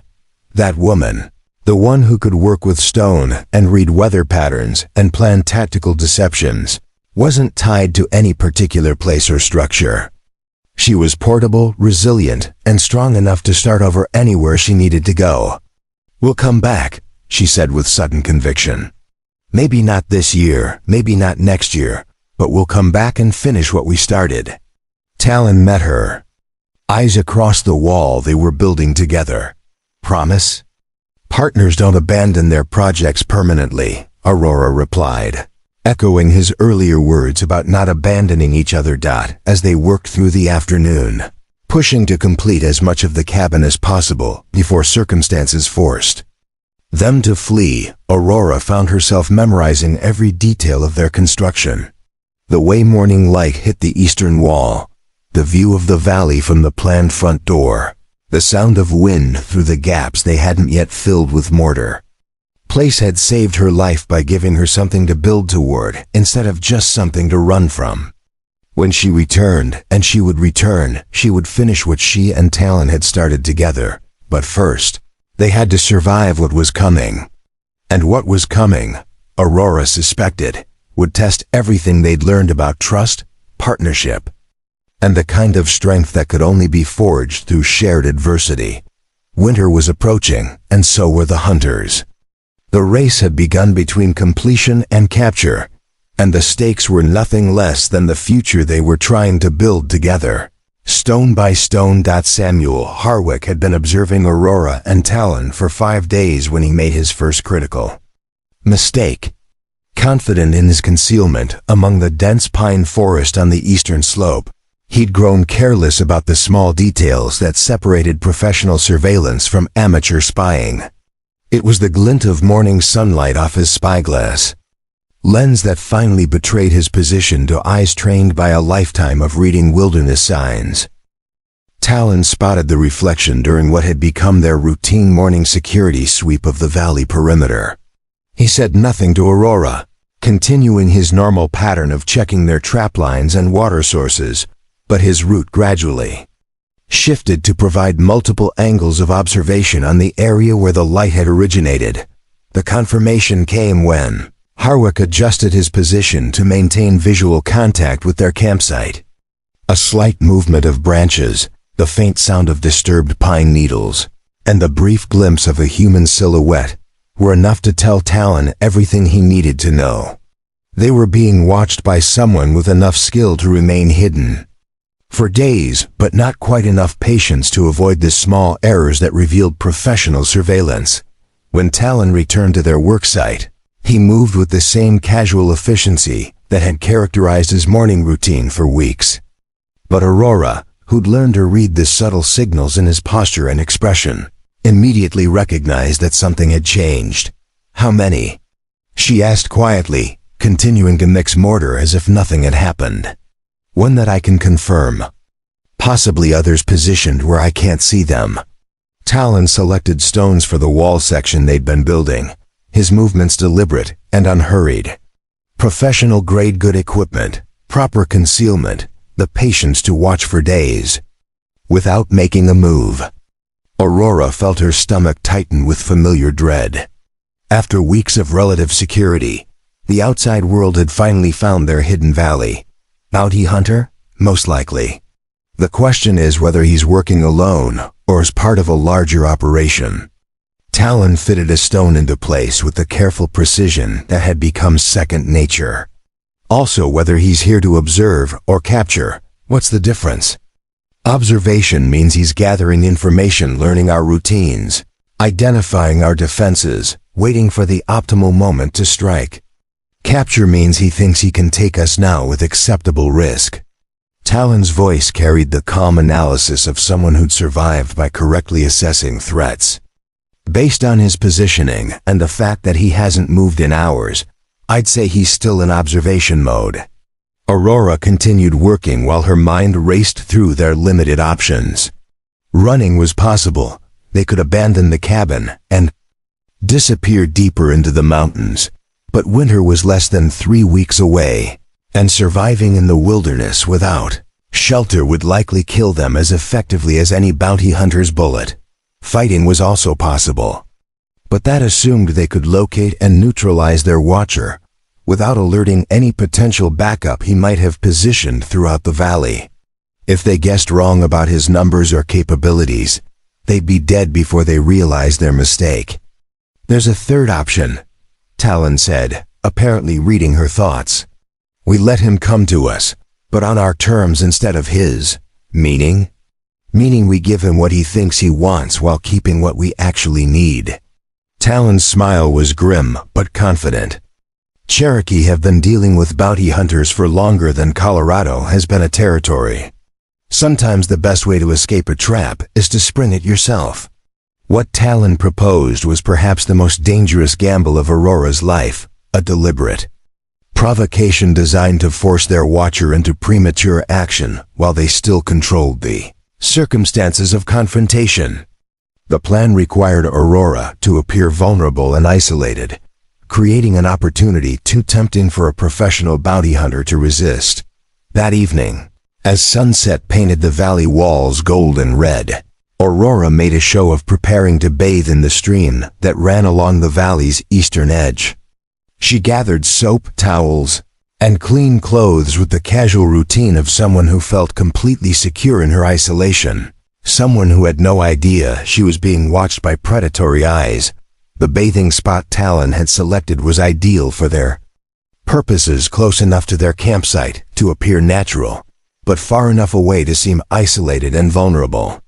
More importantly, it was positioned so that anyone approaching from Harwick's hiding place would have to cross open ground where Talon could observe and intercept them. As Aurora walked toward the stream, carrying her bathing supplies and humming softly to herself, she forced her body language to project the relaxed confidence of someone who believed herself to be completely alone. Every instinct screamed at her to scan the tree line for threats, to keep her revolver within easy reach, to maintain the defensive awareness that had kept her alive for months of fugitive existence. Instead, she set her gun aside with her other belongings, well out of immediate reach, and began the process of undressing with the unself-conscious ease of someone who had no reason to fear observation. The performance required her to ignore every survival instinct she'd developed, to make herself genuinely vulnerable in order to create the appearance of vulnerability. Hidden among the pines 30 yards away, Samuel Harwick watched through his spyglass with the focused intensity of a predator, finally seeing his prey separate from the protection of the herd. For 5 days he'd observed Aurora and her Cherokee companion working together, never providing an opportunity for capture that didn't involve significant risk of violence. Now finally she was alone and defenseless. Her protector was back at their campsite, apparently focused on some construction task that required his full attention. The woman who commanded a $5,000 bounty was standing in a mountain stream, completely naked and utterly vulnerable, with her weapon 20 feet away and no possibility of reaching it. Before he could cover the distance between them, Harwick made his second critical mistake. In his eagerness to capitalize on what appeared to be a perfect opportunity, he failed to consider why such an opportunity had suddenly presented itself after days of careful defensive behavior. Harwick moved with practiced stealth, covering the open ground between forest and stream with the fluid efficiency of someone who'd spent years hunting human prey.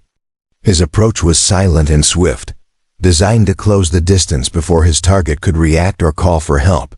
He was 10 feet from Aurora, already reaching for the manacles that would secure his prize, when Talon rose from the stream bank behind him like a ghost materializing from earth and shadow.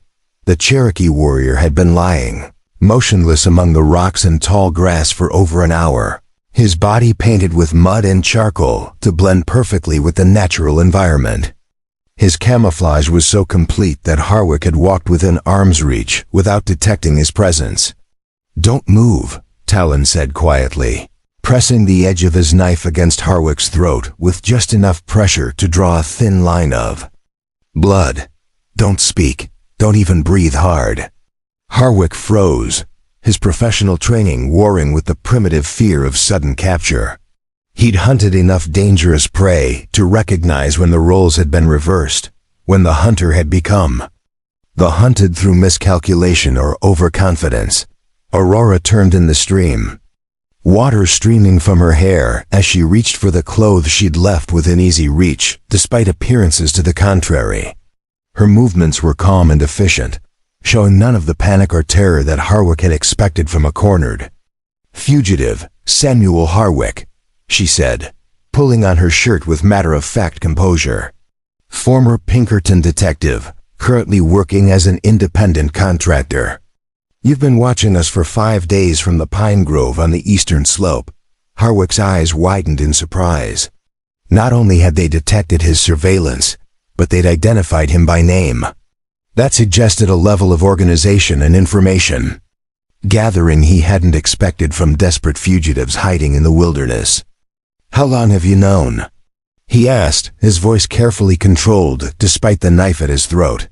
"Long enough to prepare a proper welcome," Talon replied. "The question now is what we do with you." Aurora finished dressing and moved to collect her revolver, checking the cylinder with practiced ease before pointing it at Harwick's chest. "He's worth more to us alive than dead. At least until we find out who's paying him and what they really want." "I work alone," Harwick said. "No employer, no backup, just me and the reward money." $5,000 is a lot of money for someone working alone, Aurora observed. "Most bounty hunters I've heard of work for a percentage of posted rewards. Not private contracts. Someone specifically hired you to find me, and they're paying premium rates for discretion and success." Harwick said nothing, but his silence was confirmation enough. Professional bounty hunters might chase posted rewards for percentage payments, but the kind of money being offered for Aurora's capture suggested a private client with serious resources and serious motivation. "We're going to have a conversation," Talon said, maintaining pressure on his knife while Aurora secured Harwick's weapons and equipment. "A long, detailed conversation about who sent you, what they want, and how many other people might be looking for the same prize. And if I refuse to cooperate?" Aurora met his eyes with the steady gaze of someone who'd killed before and would do so again if necessary. "Then you'll discover that there are fates worse than professional failure." What followed was the most intensive interrogation of Samuel Harwick's career, conducted by two people who understood that their lives depended on extracting accurate information from someone professionally trained to resist questioning. Talon approached the process with the methodical patience of someone who'd learned Cherokee techniques for extracting truth from enemies. He didn't rely on violence or threats, but on psychological pressure and the gradual erosion of Harwick's professional detachment. Aurora contributed a different kind of expertise, the social skills of someone who'd spent years navigating Denver society, reading people's motivations and desires through conversation and observation. Between them, they created an interrogation dynamic that was both professionally thorough and personally devastating. Jonathan Sterling wasn't just a businessman. Aurora said after an hour of careful questioning had established the basic facts of Harwick's employment. He was involved in something that made his widow worth $5,000 to someone with serious money to spend. What was it? Harwick had already revealed more than he'd intended: the existence of a private client, the premium nature of his payment, the specific instruction to bring Aurora back alive rather than simply confirming her death. But the core question of motivation remained unanswered. "Your husband was a front man," Harwick said finally, recognizing that his only chance of survival lay in providing valuable information. Legitimate businessman on the surface, but actually managing investments for people who couldn't afford to have their names associated with certain kinds of enterprises. What kinds of enterprises? Mining claims in disputed territory, railroad contracts that required bribing territorial officials, land speculation that involved displacing Indian settlements. Harwick's voice carried the flat tone of someone reciting facts he'd memorized rather than experienced. "Your husband was the public face of operations that generated enormous profits for people who needed to remain invisible." Aurora felt pieces of a puzzle she'd never known existed beginning to fall into place. Jonathan's mysterious business trips, his sudden windfalls followed by equally sudden losses, his paranoia about discussing work in places where they might be overheard. It all made sense if he'd been managing illegal operations for powerful clients. And when he died? Talon prompted. The money disappeared. Accounts were emptied, documents were destroyed, and the only person who knew where everything went was his widow. Harwick met Aurora's eyes with something approaching respect. "You probably don't even know what you know, but somewhere in your memories of conversations with your husband, There are details worth millions of dollars to very dangerous people. Aurora's mind raced through years of marriage to Jonathan, searching for any detail that might explain why powerful criminals would pay premium rates to have her captured alive. She'd always assumed that Jonathan kept his business separate from their personal life. But if Harwick was correct, she might have absorbed crucial information without realizing its significance. "Who specifically wants me found?" she asked. "Clayton. Morrison. Ever hear the name?" Aurora's blood turned to ice. Clayton Morrison was one of the most powerful men in Colorado Territory, a territorial legislator, mining magnate, and rumored political boss who controlled everything from railroad contracts to judicial appointments. If Morrison wanted her found, it meant she possessed information that could threaten not just his business interests, but his entire political empire. "Morrison doesn't just want the money back," Harwick continued. "He wants to make sure that certain conversations between him and your husband never become public knowledge. The kind of conversations that could bring down territorial officials, railroad executives, and federal land commissioners." Aurora realized that her situation was far more complex and dangerous than she'd ever imagined. She wasn't just a woman fleeing from murder charges. She was a walking repository of information that could destroy some of the most powerful men in the American West. As night fell over the valley, Aurora and Talon faced a decision that would determine not just their immediate survival, but the entire future they'd been trying to build together. Harwick's revelations had transformed their situation from a simple matter of evading capture to a complex political crisis that involved territorial corruption at the highest levels. "We could disappear," Talon said as they discussed their options.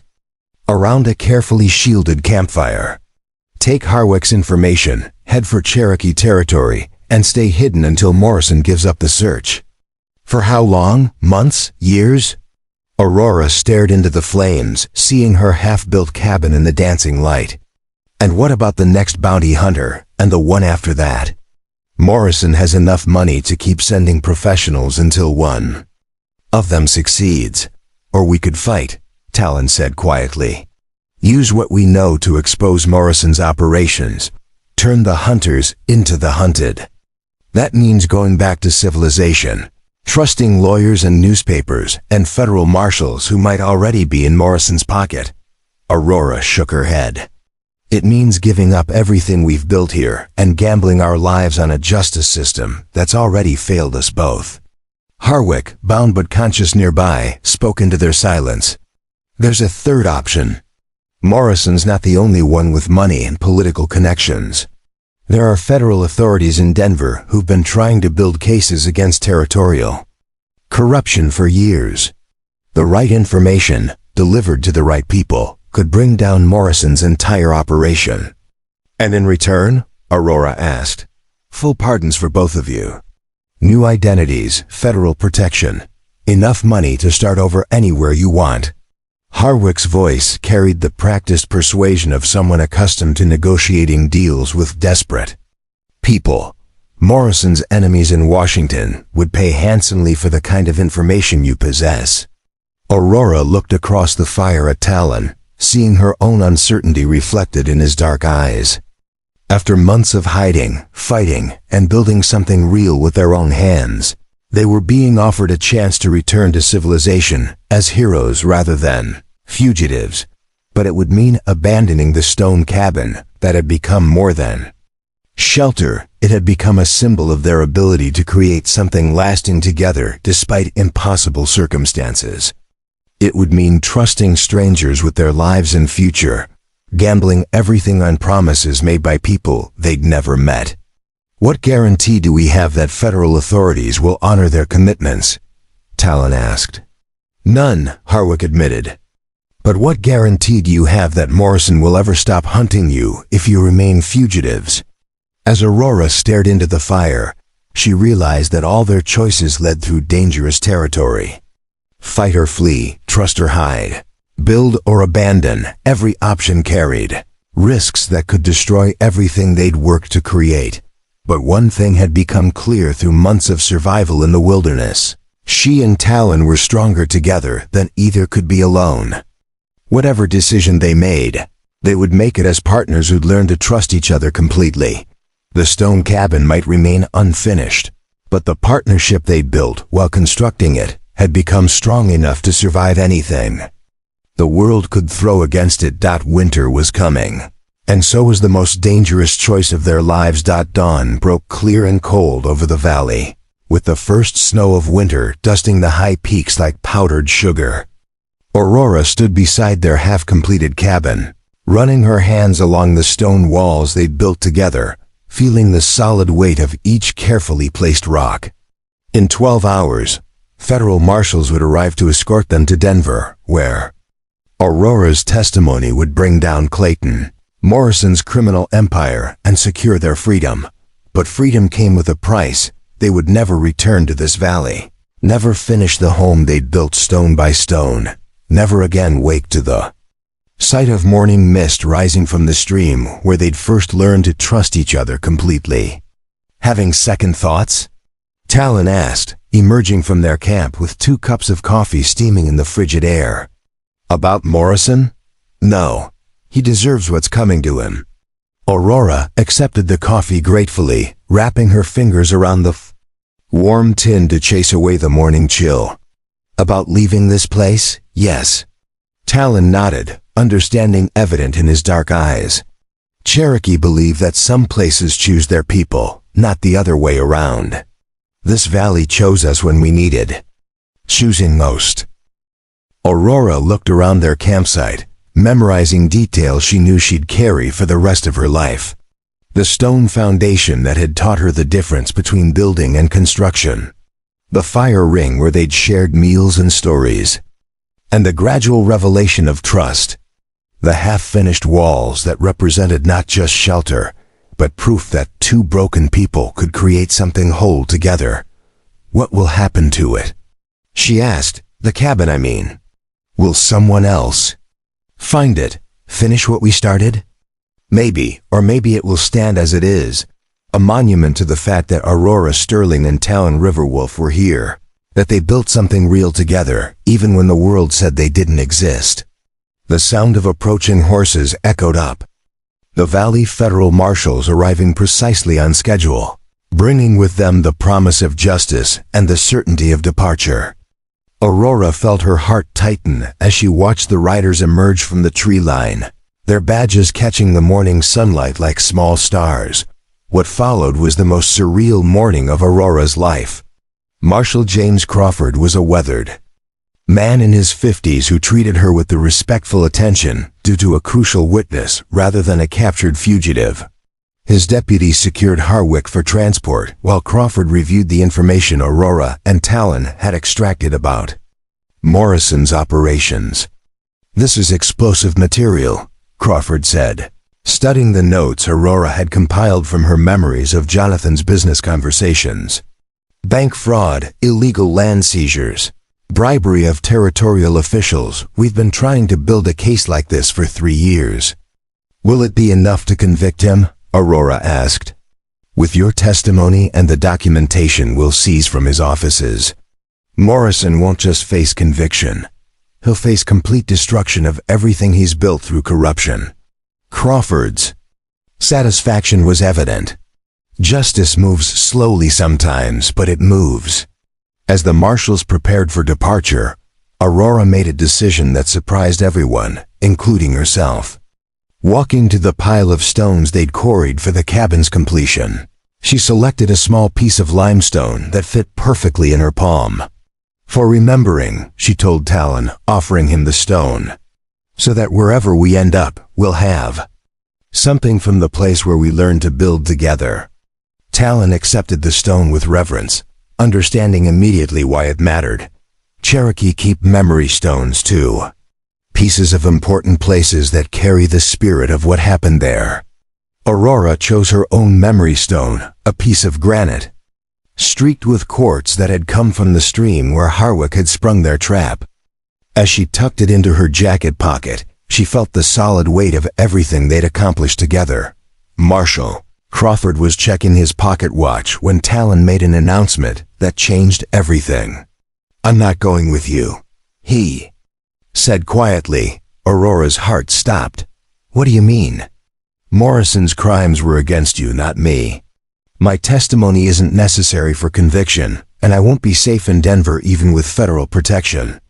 Talon's voice carried the calm certainty of someone who'd made a decision after careful consideration. "Too many people know my face, too many enemies who would see my cooperation as betrayal of Cherokee interests." "But we're partners," Aurora said, desperation creeping into her voice. "We said we'd face whatever came together. We did face it. Together, we survived it together. But surviving and thriving are different things." Talon stepped closer, his eyes holding depths of emotion he rarely allowed others to see. "You have a chance to reclaim your life, to become someone new in a world that will welcome you. I can't take that from you by making you choose between safety and partnership." Aurora realized that Talon was doing what he'd always done, protecting her even when it cost him everything he wanted. "What will you do?" "Finish the cabin. Spend the winter here, complete what we started." Talon gestured toward their unfinished walls. "Then find my way back to Cherokee territory, see if there's still a place for a dead man among his people." As the federal marshals waited with professional patience, Aurora and Talon stood beside the foundation they'd laid together. Facing a separation neither had expected but both understood was necessary. "This isn't goodbye," Aurora said firmly. "When Morrison's trial is over, when the danger passes, I'll come back. We'll finish what we started. You'll have a new life by then. New opportunities, new people who don't carry the complications I bring." Talon's smile was sad but genuine. "Don't tie yourself to promises made in desperate times." "This wasn't desperate times. This was the best time of my life." Aurora reached for his hand, holding it tightly despite the watching marshals. "I learned more about who I really am in these 3 months than in all the years before. You didn't just help me build a cabin, you helped me build myself." Talon squeezed her hand, his calloused palm warm against hers. "Then carry that with you wherever you go. Carry the knowledge that you're strong enough to build anything you set your mind to. Brave enough to trust when trust seems impossible." Aurora kissed him then, in front of the federal marshals and the half-finished cabin, and the valley that had saved both their lives. It was a kiss that tasted of coffee and morning frost, of promises kept and futures uncertain, of love discovered in the most unlikely circumstances. When they broke apart, Aurora whispered words meant only for him. "Stone remembers, and so will I." Aurora Sterling, now Aurora Crawford, having married Marshal James Crawford in a ceremony that made headlines throughout Colorado Territory, returned to the valley on a crisp spring morning. She rode alone, carrying supplies for an extended stay and tools that had been specifically selected for finishing stone construction. The cabin stood exactly as they'd left it, walls reaching shoulder height, foundations solid as the mountains themselves. But someone had been caring for it. The site was clear of debris, the stones were clean, and fresh mortar had been applied to sections that showed weather damage. As Aurora dismounted and approached the structure, she found what she'd hoped to discover: signs of recent habitation. A well-maintained fire ring, neat stacks of quarried stone, and tools arranged with the careful precision she remembered from their months of partnership. On the windowsill of what would become the kitchen window, she found her answer: a small piece of limestone carved with Cherokee symbols and polished smooth by handling. Beside it lay a note written in Talon's careful script: "For when you're ready to finish what we started. The foundation remembers, and so do I." Aurora smiled, picking up the carved stone and holding it to the morning light. Somewhere in these mountains, Talon Riverwolf was waiting for her return, just as she'd waited 2 years to keep her promise. The cabin would be completed, stone by stone, just as their partnership had been built with patience, trust, and the unshakable belief that some things were worth building to last forever. Up next, you've got two more standout stories right on your screen. If this one hit the mark, you won't want to pass these up. Just click and check them out. And don't forget to subscribe and turn on the notification bell so you don't miss any upload from us.